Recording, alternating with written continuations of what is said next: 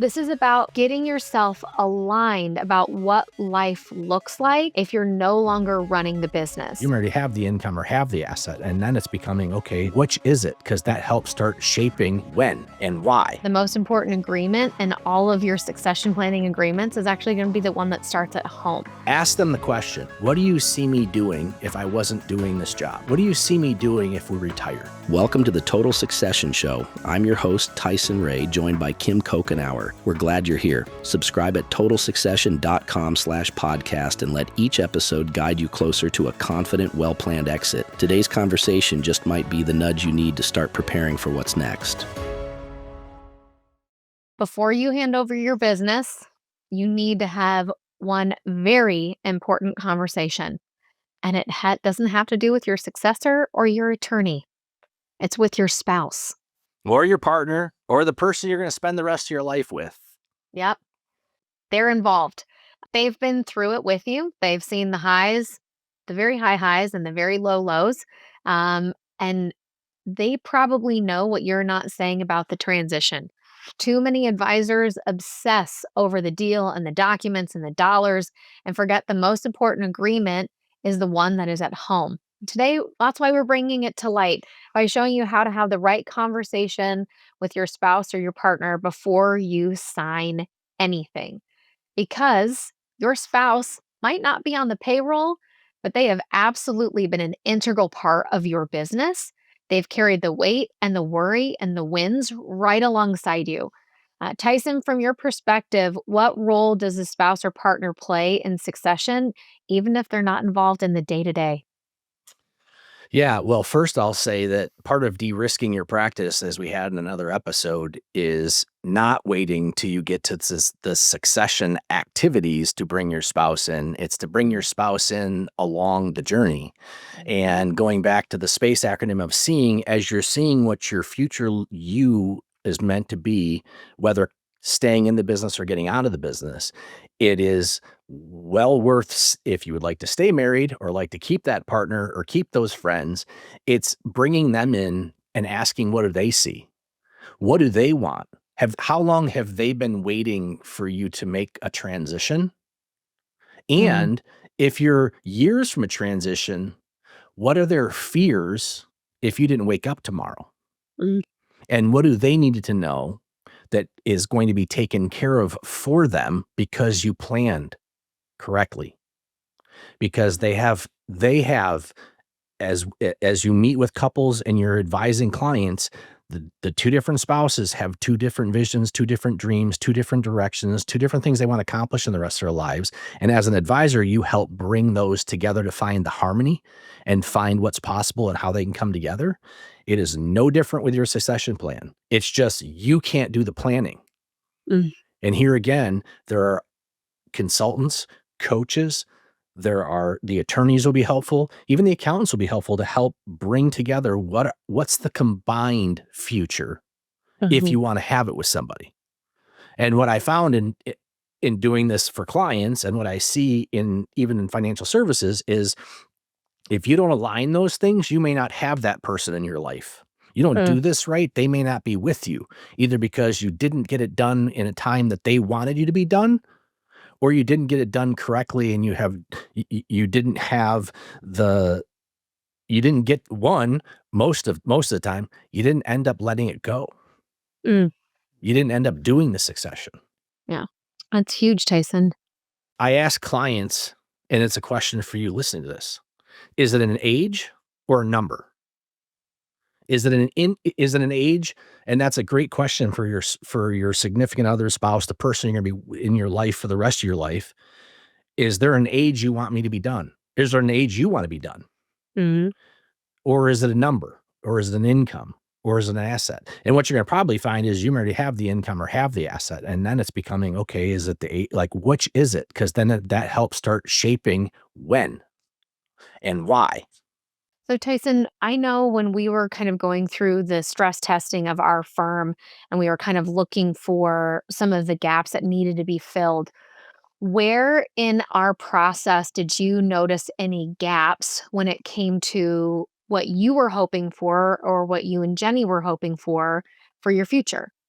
One, Jenny, and I've seen people try this, and not that you can't try it. But one, Jenny didn't want to take it over. Jenny wanted nothing to do with the business. She is the CEO of our family and our 3 sons and the community that she's in. And she didn't want to be tied to or have the responsibility of taking over the firm. Mm-hmm.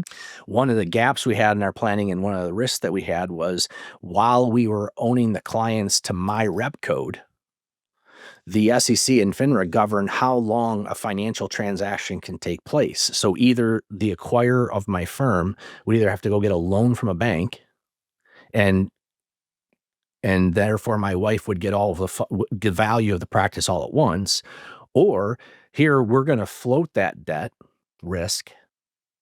And then because there's rules about how long that debt can be amortized, which isn't very long, Mm-hmm. it one reduces the value because you can't amortize and make it cash flow.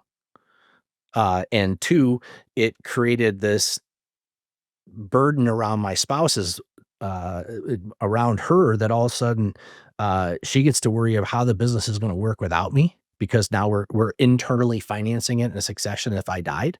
These are all things to talk to your spouse about or talk to your significant other about, of how do they want it? Do they want it all Mm-hmm. up front? Do they want it over time? And what we came up with now, and again, when you can have a practice that's registered directly with the SEC, the succession plan now is she actually gets to be a silent owner. She gets to appoint who the CEO is to run the firm, and it doesn't have to be sold if it's not the right time to do it, or if we're not ready for that acquisition isn't lined up because I passed away tomorrow. And we bought ourselves time without her having to run everything. She just gets to appoint the person, whether in the team or externally, that helps run the practice and Yeah. deals with that exit. Yeah. Yeah.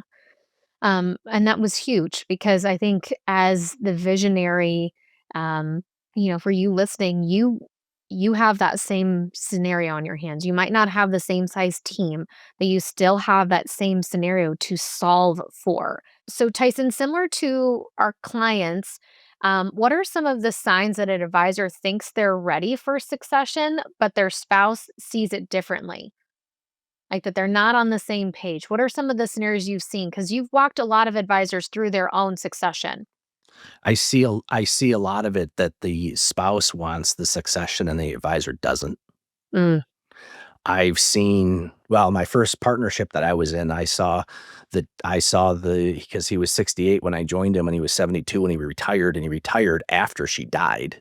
mhm, And when I met him at 68, she was bitter and resentful that he wasn't already retired, and it just got worse for the next 4 years. And they went and celebrated their 50th anniversary on a vacation. She passed away of a heart attack, and she really never got the retirement that she was mm, waiting for decades.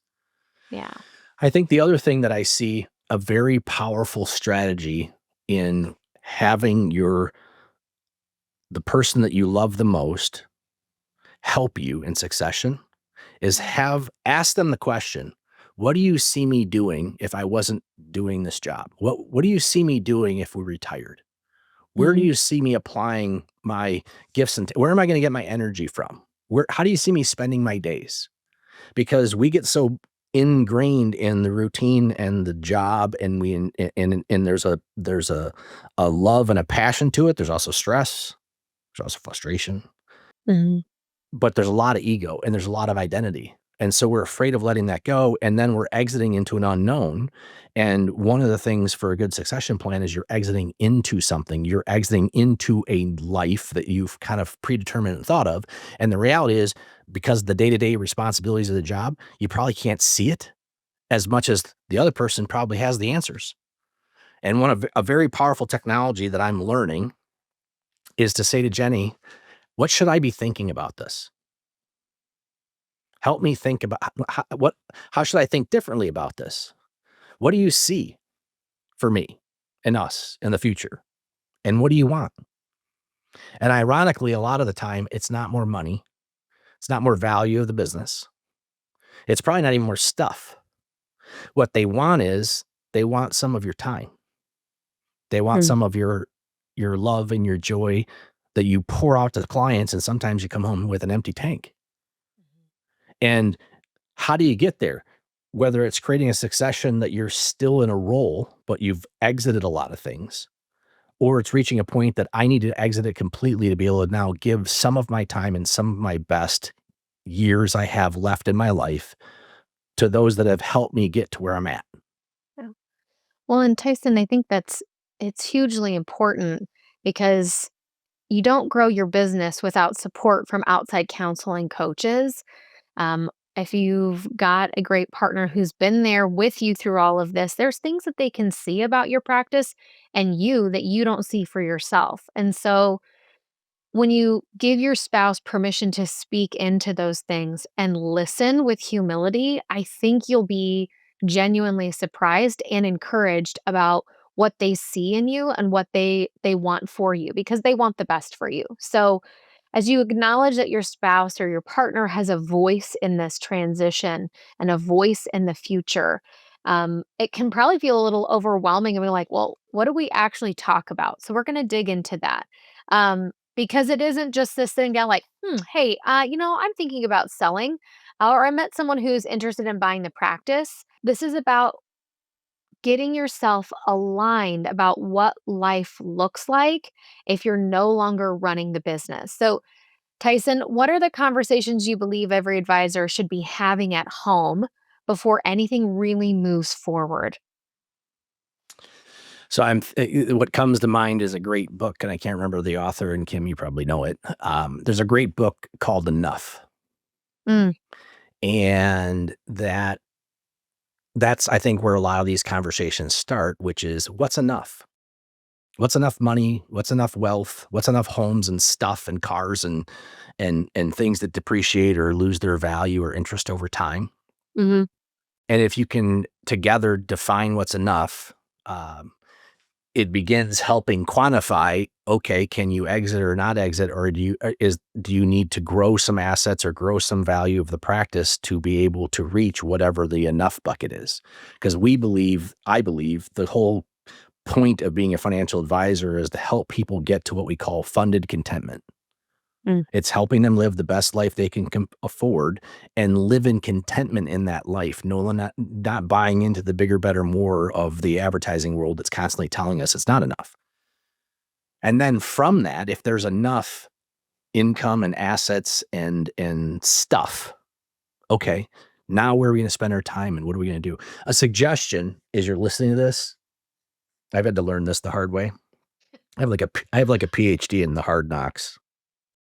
Um, if you're going to crack open to your spouse to speak into some things, um, clarify suggestion, because I've made the mistake of going to my wife and saying, "Hey, what do you think about this decision, succession?" And because I didn't clarify it, she at times had thought, "Oh, she gets to make the decision now," and that's not what I was looking for, right? mm, So, suggestion. It's, can we talk about the options? Can we talk about what this would look like? But we're not deciding today. mhm, There's a powerful phrase that Bob Dunwoody used to say, a mentor in my life from decades ago. Can we live in the space of the question? mhm, What would the future look like if I wasn't working? Do you want me to stay in the business for forever? Or do you want me to be done at some point? Oh, here's a good one. What things in the business do I complain about the most? And how do you think I should get out of them? Whatever that is. Because that's a what and a how that probably needs a who hired to take it off your plate. mhm, What are the things I talk about the most that you think I enjoy the most about the business? And can we talk about what would it look like to do just those things? mhm, They're a wonderful sounding board because they know you almost as well as you know yourself, and they see blind spots you don't see. And if you're like me, you might have spent too many years basically being the A dominant personality that shut down the feedback. So they just didn't share. I had to go to counseling to find out that we had gotten in this pattern that I would interrupt because I wanted to get my thought out before I lost it. And she wanted me to interrupt. So then she didn't have to share what she was really thinking because she didn't think I wanted to know it. mm, And we had to work through, okay, let's just talk about options. It's not making any decisions, right? Can we kind of come up with a list of things that we're thinking about, and then live in that space of the question of what the future would hold, and think about what you want into your future? Because I said before, a gentleman I knew for decades, loved his business, loved everything about it, was never going to sell it. He was going to stay in the desk forever, and then held his grandson. He's like, I'm done. Well, his spouse might have helped him, and he might have helped himself if he thought about, at some point I'm going to have grandkids. Mhm. And what responsibilities do I want then? Yeah. Yeah. And does that help you then frame the when and why a succession is necessary? Yeah. Yeah. So these types of conversations are so important and they're so easy to avoid, because they can be hard, they can be revealing. You could find areas of resentment. Things are kind of built up in regret. Um, so, what I know happens often with clients, so it's no different for you listening. What if you get to the table with your spouse or your partner and you have completely different visions for what comes next? Tyson, how would you help them navigate that without derailing the plans? So I've done this in an application for years, both personally and with clients and other advisors for that matter. And then I went through the certification, certified exit planning advisor, the CEPA designation, and they phrased it differently, which took a bunch of words and truncated it down. And what they said was, you plan backwards and you execute forwards. Hmm, I like that. And hashtag end, begin at the end. Mhm. If you've known me or read any of my other books, I've written my obituary. I read it every now and then, once or twice a year, to basically go, yes, that's what I want people to say in the end. Then do this strategy of, okay, when are you going to die? Is it 90? Is it 75? Is it 100? Work yourself backwards from that, because there may be about a decade in there. You're probably not doing a whole lot, right? And then what's maybe another decade in there that there's some slowing down, and that's where grandkids are graduating high school, and maybe you start having great grandkids in that time frame, right? And then back up another decade, the kids are out of the house, the kids may or may not be getting married. You have accumulated a lot of wealth, and you have a lot of health, hopefully, left in your life. And my point is, because we start today, we think into the future as this, it's out there. I don't have to worry about it. But if you can start thinking in time frames of 10 years and segmenting it, you'll start realizing, wait a second, somewhere in here, I want to be done. You may decide that, and then find out from your Mhm. spouse, what's their timeline and what does that look like? And what do you want to do when you're 65 to 75, different from when you're 75 to 85, different from 85 to 105? Here's what I will tell you is that, you might need to follow the path that I had to follow, Mm. which is, we went to a couple about 4 years ago. We started going to a couple counselor to help someone else get this out of us, Mhm. right? Because you're the advisor, most likely you're a driven individual. You love to solve problems, and your spouse or significant other is tired of you trying to solve their problems and never wanted you to solve. You could speak into them, but not your problem to solve. That it might benefit you greatly. That your marriage is wonderful, your spouse is great, the relationship's solid, but it's to go get a coach or go get a counselor to talk about, what does succession look like? Mhm. Help you find out for yourself, are you called and are you meant to sit at your desk until you're dead? Or is it something else? And what is that something else? And have some third party, non-emotional, not bias, speak into and help balance out, what does that plan look like? Again, the advisor needs to become the client in this process and get outside help. Yeah. And that's hard to do because you are a planner and you think that you've got it all taken care of. And so I think it's really wise to bring someone in to help you make those decisions the same way you've helped and grown your business in a lot of ways. So don't forget that the most important agreement in all of your succession planning agreements is actually going to be the one that starts at home. So Tyson, as we wrap up, what's one thing you'd like to tell us listening today, who haven't had this conversation yet? Your spouse is not getting up at your funeral and saying they're so glad you worked for so long. Mm. Your eulogy is by default or by design. And so go live out your best life, which may include turning over or having a succession that your practice doesn't own you anymore. Mm.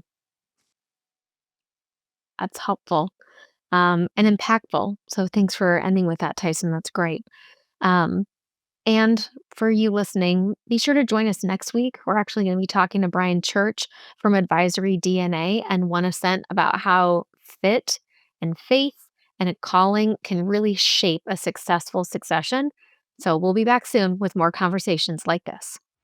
These conversations are designed to support your next move, however close or far it may be. Tap subscribe and let each episode guide you closer to a confident, well-planned exit. I've wrestled with these things myself, and that's exactly why I created something to help you do it with less stress and more direction. My book, Total Succession, is now available on Amazon. Inside, I break the process down into 5 clear steps to help you exit on your terms with confidence, full compensation, and your client's best interests at heart.